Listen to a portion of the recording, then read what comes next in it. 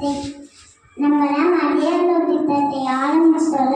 இந்த பையன் மட்டும் ஏன் பள்ளிக்கு செல்லாமல் இவரை கீழே விட்டுட்டு இருக்கான் தெரியல. ஐயா வாங்க போய் கேட்போம்.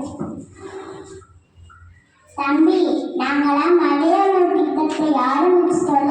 அப்ப ஏன் நீ பள்ளிக்கு செல்லாமல் இங்க கீழே விட்டுட்டு இருக்க? பள்ளி ரொம்ப தூரமா இருக்கனால எப்படி நடந்து போக முடியும்? அப்ப பள்ளி டிக்கெட்ல என்ன நீ போவியா? போவேங்க ஐயா.